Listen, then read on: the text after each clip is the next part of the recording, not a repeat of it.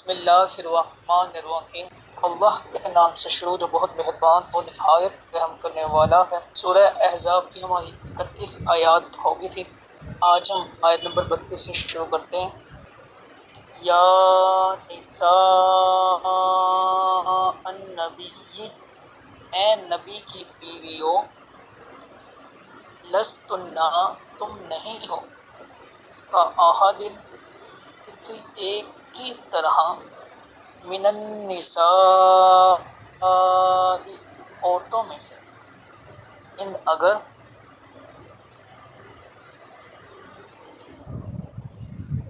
ان اتقینو، ان اتقیتن، اگر تم اللہ سے ڈرتی ہو، فلا تخضعن، تو تم نرمی نہ کرو، بالقولی، بات کرنے میں، فیطمع، تو لالچ کرے گا، الذی، فی قلبہ،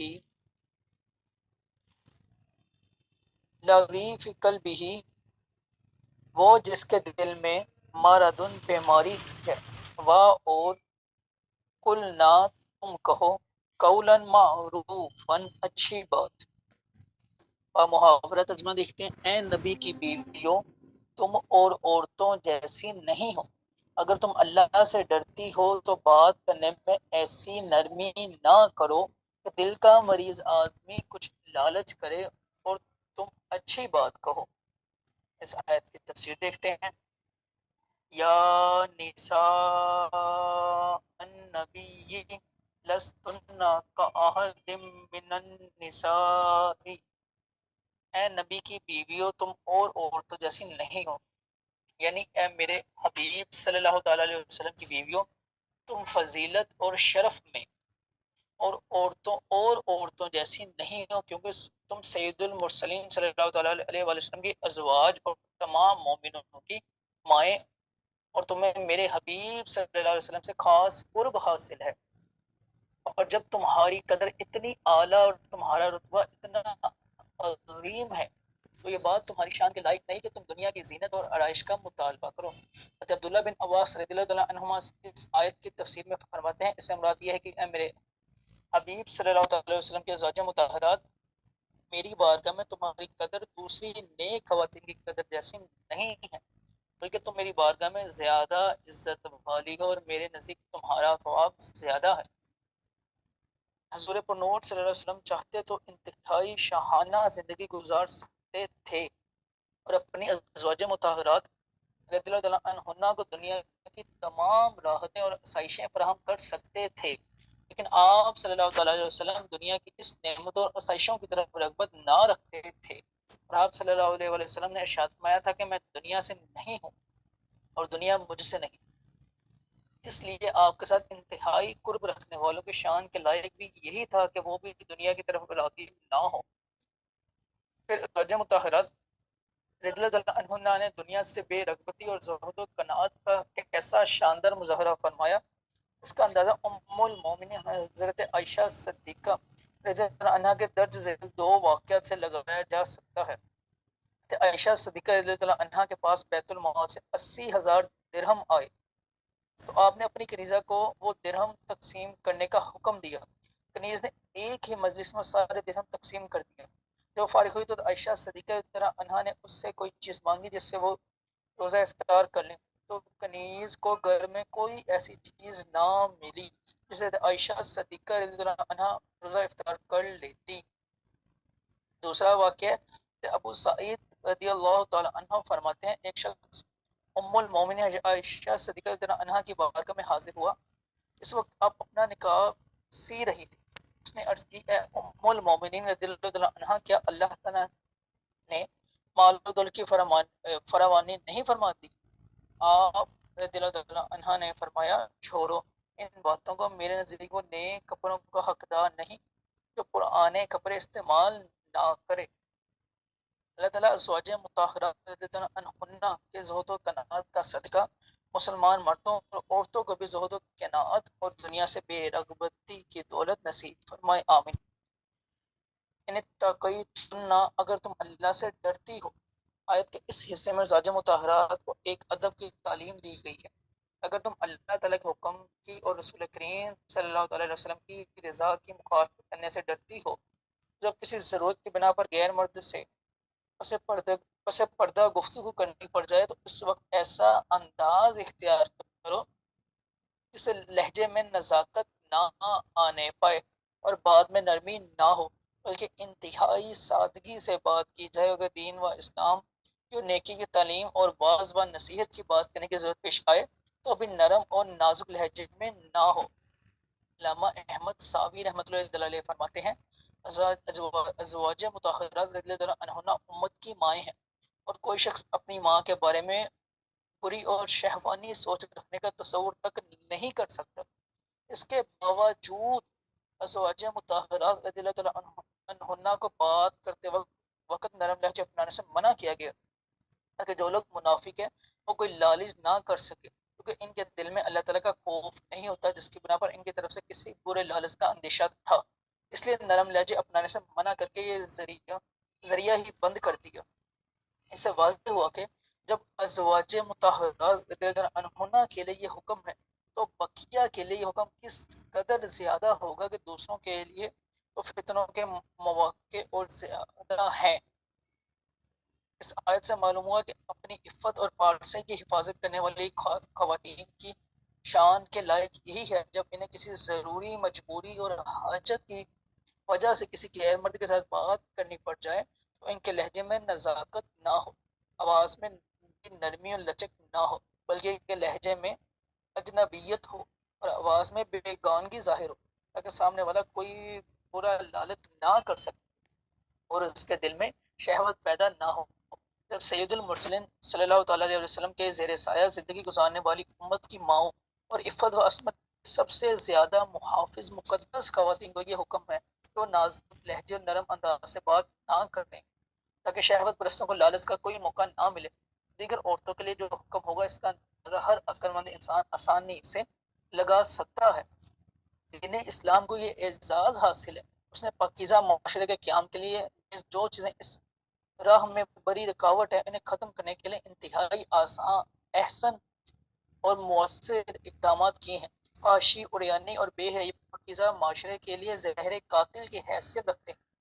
دین اسلام نے جہاں ان چیزوں کو ختم کرنے پر زور دیا ہے وہیں ان کے ذرائع اور اسباب کو ختم کرنے کی طرف بھی توجہ کی، جن سے فحاشی، عریانی اور بے حیائی پھیل سکتی ہے۔ جیسے عورتوں کا نرم و نازک لہجے میں بات کرنا مردوں کے دل میں شہوت کا بیج بونے میں انتہائی کارگر ہے، اور فحاشی و بے حیائی کی طرف مائل کرنے والی عورتیں ابتدا میں اسی چیز کا سہارا لیتی ہیں۔ اس لیے اسلام نے اس ذریعے کو ہی بند کرنے کا فرما دیا تاکہ معاشرہ پاکیزہ رہے اور اس کی بنیادیں مضبوط ہوں۔ افسوس ہمارے معاشرے میں آزادی، روشن خیالی اور معاشی ترقی کے نام پر عورتوں کو غیر مردوں کے ساتھ باتیں کرنے کے اتنے مواقع فراہم کیے جا رہے ہیں، اور عورتوں کو نازک لہجے اور نرم انداز سے بات کرنے کی باقاعدہ تربیت دے کر تعلیم، طب، سفر، تجارت، میڈیا اور ٹیلی کام وغیرہ کے مختلف شعبوں میں تعینات کیا جاتا ہے۔ حتیٰ کہ دنیاوی شعبہ جات میں عوامی رہنمائی اور خدمت کا شاید ہی کوئی ایسا شعبہ ہو جہاں تربیت یافتہ عورت موجود نہ ہو، اور اس کا نتیجہ سب کے سامنے ہے، اور ایسی عورتیں اچھی طرح جانتی ہیں کہ انہیں دوسری عورتوں کے مقابلے میں شہوت پرست مردوں سے کتنا واسطہ پڑتا ہے۔ اللہ تعالیٰ لوگوں کو عقل سلیم اور ہدایت عطا فرمائے، اور دین اسلام کی فطرت سے ہم آہنگ تعلیمات پر سمجھے اور ان پر عمل کرنے کی توفیق عطا فرمائے، آمین۔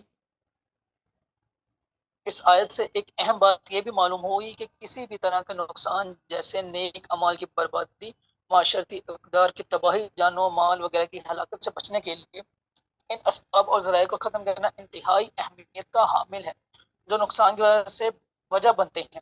لہٰذا نیک اعمال کو بچانے کے لیے گناہوں سے بچنا ہوگا، معاشرتی اقدار کی حفاظت کے لیے فحاشی اور یعنی بے حیائی، ان کے ذرائع کو ختم کرنا ہوگا۔ اگر غور کریں تو نقصان سے بچنے کے لیے اس کے ذرائع اسباب کو ختم کرنے کی سینکڑوں مثالیں ہمارے سامنے آ سکتی ہیں، اور دین اسلام کے احکام کی حکمتیں بھی ہم پر واضح ہو سکتی ہیں۔ آگے آیت نمبر 33 دیکھتے ہیں۔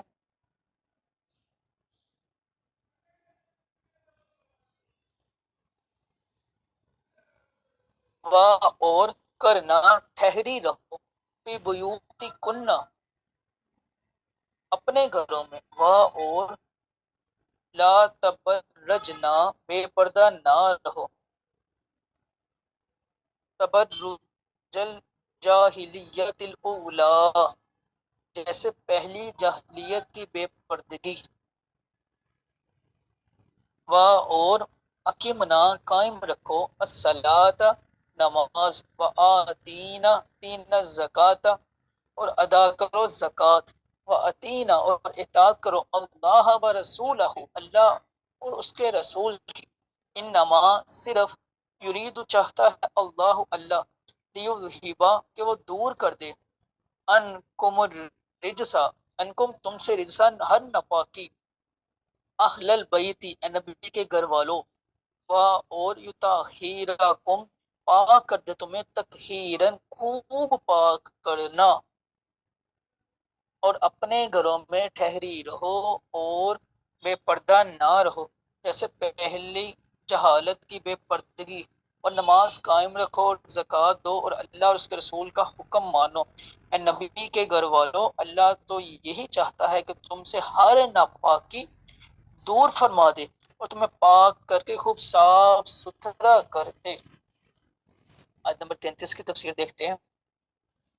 وَقَرْنَا فی بیوتکن اور اپنے گھروں میں ٹھہری رہو، یعنی اے میرے حبیب صلی اللہ علیہ وسلم کی ازواج تم اپنے گھروں میں ٹھہری رہو، اپنی رہائش گاہوں میں سکونت پذیر رہو، شرعی ضرورت کے بغیر گھروں سے باہر نہ نکلو۔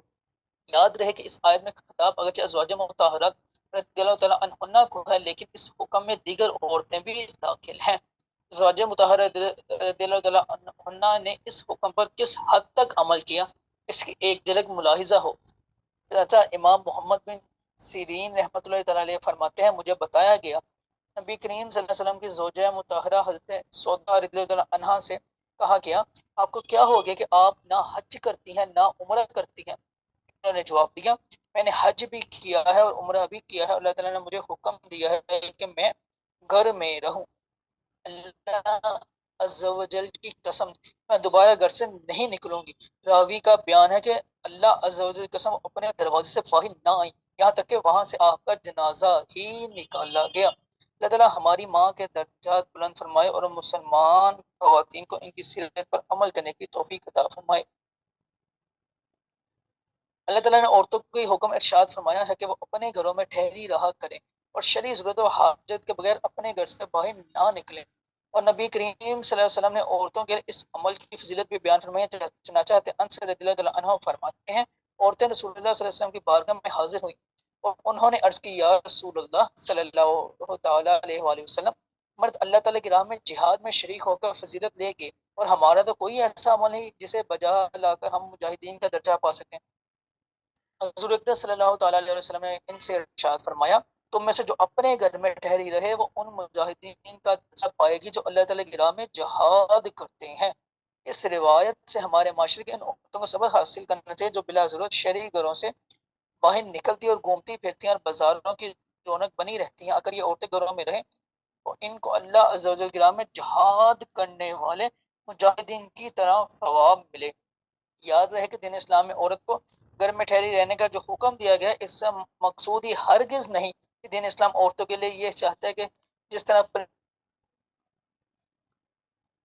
اسی طرح عورت بھی پرندوں جانوروں کی طرح زندگی بسر کرے، بلکہ اس سے یہ حکم اس لیے دیا گیا ہے اس میں اس کی عزت و عصمت کا تحفظ زیادہ ہے۔ اسے آسان انداز میں یوں سمجھیے کہ جس کے پاس قیمتی ترین ہیرا ہو وہ اسے لے کر سائے عام بازاروں میں نہیں گھومتا، بلکہ اسے مضبوط سے مضبوط لاکر میں رکھنے کی کوشش کرتا ہے تاکہ اس کی یہ دولت محفوظ رہے، کوئی لٹیرا اسے لوٹنے کی کوشش نہ کرے۔ اور اس کا یہ عمل عقل سلیم رکھنے والوں کی نظر میں بہت اچھا اور قابل تعریف ہے۔ اس کی بجائے اگر وہ شخص اپنا قیمتی ترین ہیرا لے کر سر عام بازاروں میں گھومنا شروع کر دے اور لوگوں کی نظر اس ہیرے پر آسانی سے پڑتی رہے تو عین ممکن ہے اسے دیکھ کر کسی کی نیت خراب ہو جائے اور اسے لوٹنے کی کوشش کرے اور ایسے شخص کو جاہل اور بیوقوف جیسے خطابات سے نوازا جائے۔ خلاصہ یہ ہے کہ قیمتی ہیرے کا زیادہ تحفظ اسے مضبوط لوکر کے اندر رکھنے میں ہے، نہ کہ اسے لے کر سر عام گھومنے میں۔ اس طرح عورت کی عصمت کا زیادہ تحفظ اس کا گھر کے اندر رہنے میں ہے، نہ کہ غیر مردوں کے سامنے آنے اور ان کے درمیان گھومنے میں۔ اس سے معلوم ہوا کہ خود کو دانشور کہلانے والے وہ لوگ حقیقت میں دانش و حکمت سے نہایت دور ہیں۔ دین اسلام کے اس حکم کی بنیادی مقصد کو پس پشت ڈال کر اور کافروں کے طرز زندگی سے مرعوب و مغلوب ہو کر غلامانہ ذہنیت سے اعتراضات کرتے ہیں. ایسے لوگوں کا اہم ترین مقصد یہ ہے کہ لوگوں کی نظر میں اسلام کے احکام کی قدر ختم ہو جائے. عورت اسلامی احکام کو اپنے حق میں سزا تصور کرے اور اپنی عصمت جیسی قیمتی ترین دولت تک لٹیروں کے ہاتھ پہنچنے کی ہر رکاوٹ دور کر دے. اللہ تعالیٰ مسلمانوں کو اسلامی احکام کے مقاصد سمجھنے، ان پر عمل کرنے، عورت کی عفت و عصمت کے دشمنوں کے عزائم کو سمجھنے اور ان سے بچنے کی توفیق عطا فرمائے. ولا تبرجن تبرج الجاہلیۃ الاولیٰ، اور بے پردہ نہ رہو جیسے پہلی جاہلیت کی بے پردگی، یعنی جس طرح پہلی جاہلیت کی عورتیں بے پردہ رہا کرتی تھی اس طرح تم بے پردگی کا مظاہرہ نہ کرو. اگلی اور پچھلی جاہلیت کے زمانے سے متعلق مفسرین کے مختلف اقوال ہیں. ان میں سے ایک قول یہ ہے کہ اگلی جاہلیت سے مراد اسلام سے پہلے کا زمانہ ہے. اس زمانے میں عورتیں اتراتی ہوئی نکلتی اور اپنی زینت و محاسن کا اظہار کرتی تھی تاکہ غیر مرد انہیں دیکھیں. لباس ایسے پہنتی تھی کہ جن سے جسم کے اعضاء اچھی طرح نہ ڈھکیں. اور پچھلی جاہلیت سے آخری زمانہ مراد ہے جس میں لوگوں کے افعال پہلوں کی مثل ہو جائیں گے. ازواج مطہرات رضی اللہ عنہا پردے کا خوب اہتمام کرتی تھیں. یہاں ان کے پردے کا حال ملاحظہ ہو. چنانچہ عائشہ صدیقہ رضی اللہ عنہا فرماتی ہیں ہم ازواج مطہرات کے پاس سے سواروں کے قافلے گزرتے تھے اور ہم حج کے سفر میں تاجدار سر صلی اللہ تعالی علیہ وسلم کے ساتھ احرام کی حالت میں تھے. جب سوار ہمارے سامنے سے گزرنے لگتے تو ہم میں سے ہر ایک اپنی چادر کو اپنے سر سے لٹکا کر چہرے کے سامنے کر لیتی. جب وہ آگے بڑھ جاتے تو ہم چہرہ کھول لیتی تھی. اللہ تعالیٰ امت کی ان مقدس ماؤں کے درجات بلند فرمائے اور ایک طرح سے ان کی بیٹیوں میں داخل مسلم خواتین کو اپنی ماؤں کی سیرت پر عمل پیرا ہونے کی توفیق عطا فرمائے. شرم و حیا سے عاری اور بے پردہ عورتوں کا دنیاوی انجام تو ہر کوئی معاشرے میں اپنی نگاہوں سے دیکھ سکتا ہے. عزت دار اور باحیا طبقے میں ان کی کوئی قدر نہیں ہوتی. لوگ انہیں اپنی ہوس بری نگاہوں کا نشانہ بناتے ہیں اور ان پر آوازیں کستے ہیں اور ان سے چھیڑ خانی کرتے ہیں. لوگوں کی نظر میں ان کی حیثیت نفس کی خواہش اور ہوس پوری کرنے کا ذریعہ ہونے کے علاوہ کچھ نہیں ہوتی.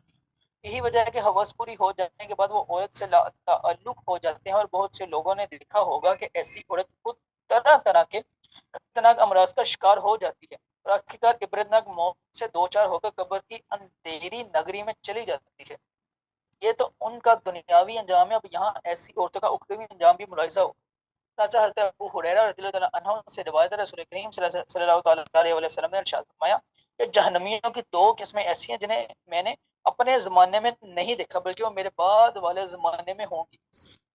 ایک وہ لوگ جن کے پاس گائے کی دم کی طرح کورے ہوں گے جن سے وہ لوگوں کو ناحق ماریں گے. دوسرا وہ عورتیں جو لباس پہننے کے باوجود ننگی ہوں گی، مائل کرنے والی اور مائل ہونے والی ہوں گی. ان کے سر موٹی اونٹنیوں کے کوہانوں کی طرح ہوں گے. یہ نہ جنت میں جائیں گے اور نہ اس کی خوشبو پائیں گی، حالانکہ اس کی خوشبو دور سے آتی ہے. اس حدیث پاک میں عورتوں کے 3 کام بیان ہوئے جن کی وجہ سے وہ جہنم میں جائیں گی. لباس پہننے کے باوجود ننگی ہوں گی، یعنی اپنے بدن کا کچھ حصہ چھپائیں گی اور کچھ ظاہر کریں گی تاکہ ان کا حسن و جمال ظاہر ہو، یا اتنا باریک لباس پہنے گی جس سے ان کا جسم ویسے ہی نظر آئے گا. تو یہ اگرچہ کپڑے پہننے ہوں گے لیکن در حقیقت ننگی ہوں گی. نمبر 2، مائل کرنے والی اور مائل ہونے والی ہوں گی، یعنی لوگوں کے دلوں کو اپنی طرف مائل کریں گی اور خود ان کی طرف مائل ہوں گی، یا دوپٹہ اپنے سر سے اور برقع اپنے منہ سے ہٹا دیں گی تاکہ ان کے چہرے ظاہر ہوں، یا اپنی باتوں یا گانے سے لوگوں کو اپنی طرف مائل کریں گی اور خود ان کی طرف مائل ہوں گی. نمبر 3، موٹی اونٹنیوں کے کوہانوں کی طرح ہوں گے. اس جملے کی تشریحات تو بہت ہیں لیکن بہتر تشریح ہے کہ وہ عورتیں راہ چلتے وقت شرم سے سر نیچا نہ کریں گی بلکہ بے حیائی اور بے حیائی سے اونچی گردن سر اٹھائے ہر طرف دیکھتی لوگوں کو گھورتی چلیں گی. جیسے اونٹ کے تمام جسم میں کوہان اونچی ہوتی ہے ایسے ہی ان کے سر اونچے رہا کریں گے. اگر غور کیا جائے تو ان تینوں میں سے وہ کون سی ایسی صورت ہے جو ہمارے معاشرے کی عورتوں میں نہیں پائی جاتی؟ ہمارے غیب کی خبریں دینے والے آقا صلی اللہ علیہ وسلم نے صدیوں پہلے جو خبر دی تھی وہ آج حرف بہ حرف پوری ہوتی نظر آ رہی ہے. اور ہمارے معاشرے کی عورتوں کا حال یہ ہے کہ وہ لباس ایسے پہنتی ہیں جس سے ان کے جسم کا کچھ حصہ ڈھکا ہوتا ہے اور کچھ ننگا ہوتا ہے. ان کا لباس اتنا باریک ہوتا ہے کہ جس سے ان کے جسم کی رنگت ظاہر صاف نظر آ رہی ہوتی ہے، یا ان کا لباس جسم پر اتنا فٹ ہوتا ہے کہ جس سے ان کی جسمانی ساخت نمایاں ہو رہی ہوتی ہے. تو یہ بظاہر تو کپڑے پہنے ہوئے ہیں لیکن در حقیقت ننگی ہیں، کیونکہ لباس پہننے سے مقصود جسم کو چھپانا اور اس کی ساخت کو نمایاں ہونے سے بچانا، اور ان کے لباس سے چونکہ یہ مقصود حاصل نہیں ہو رہا اس لیے وہ ایسی ہیں جیسے انہوں نے لباس پہنا ہی نہیں. اور ان کے چلنے بولنے اور دیکھنے کا انداز ایسا ہوتا ہے کہ جس سے وہ لوگوں کے دلوں کو اپنی طرف مائل کر رہی ہوتی ہیں. وہ خود کا حال بھی یہ ہوتا ہے کہ غیر مردوں کی طرف بہت مائل ہوتی ہیں. تو بٹے ان کے سر سے غائب ہوتے ہیں. برقع پہننے والیاں نقاب منہ سے ہٹا کر چلتی ہیں تاکہ لوگ ان کا چہرہ دیکھیں. ایسی عورتوں کو اللہ تعالیٰ کے عذاب اور جہنم کی خوفناک سزاؤں سے ڈرنا چاہیے. اللہ تعالیٰ ہماری عورتوں کو ہدایت اور عقل سلیم عطا فرمائے، اپنی بگڑی حالت سدھارنے کی توفیق نصیب کرے، آمین.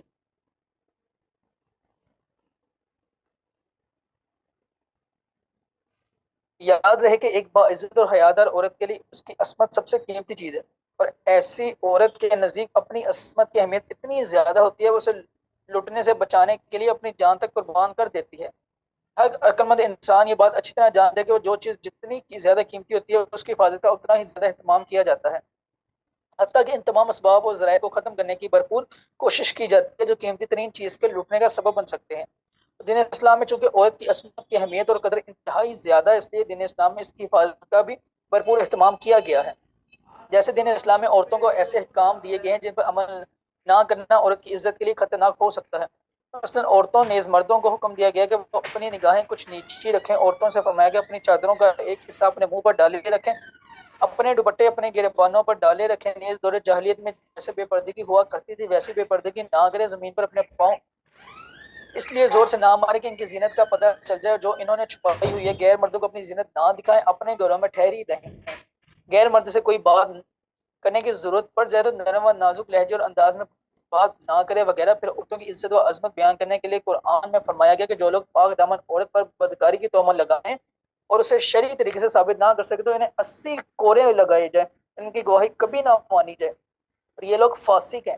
انجان پاک دامن ایمان والی عورتوں پر بدکاری کا بہتان لگانے والوں پر دنیا اور آخرت میں لعنت ہے، اور ان کے لیے قیامت کے دن بڑا عذاب ہے. ان احکام سے معلوم ہوا کہ دین اسلام عورت اور اس کی عصمت کا سب سے بڑا محافظ ہے، اور اس سے ان لوگوں کو نصیحت حاصل کرنی چاہیے جو مسلمان کہلانے کے باوجود چار چادر اور چار دیواری کے تقدس کو پامال کر کے عورت کی آزادی کا نعرہ لگانے، روشن خیالی کا نام دے کر عورت کو ہر جگہ کی زینت بنانے اور حقوق نسواں کے نام پر ہر شعبے میں عورت کو مرد کے شانہ بشانہ کھڑا کرنے کی کوشش کر کے عورتوں سے کھیلنے کو آسان سے آسان تر بنانے میں مصروف ہیں.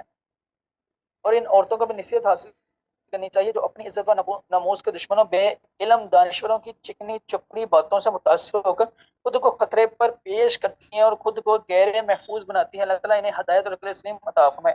باقی اقمنا الصلاۃ وآتینا الزکوٰۃ، نماز قائم رکھو زکوٰۃ دو.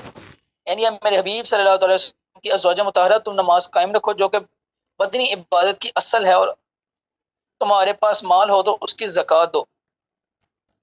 خیال رہے کہ یہ حکم عام ہے اور تمام عورتوں کے لیے یہی حکم ہے کہ وہ نماز پڑھیں، روزے رکھیں اور اپنے مالوں کی زکوٰۃ ادا کریں.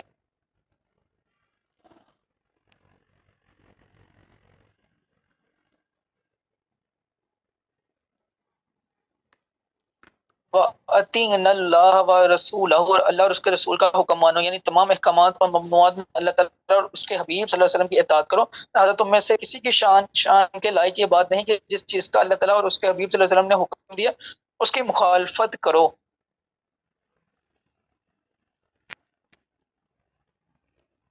انما یرید اللہ لیذہب عنکم الرجس اہل البیت.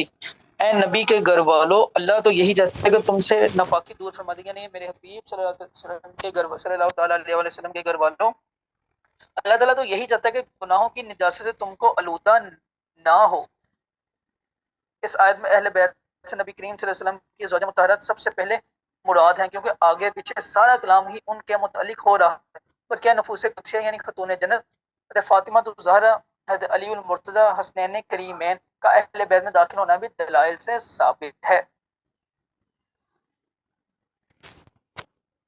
فاضل مفتی نعیم الدین مراد آبادی رحمۃ اللہ علیہ نے کتاب سواقع کربلا میں آیت لکھ کر اہل بیت رضی اللہ عنہم کے مصداق کے بارے میں مفسرین کے اقوال اور حدیث نقل فرمائے.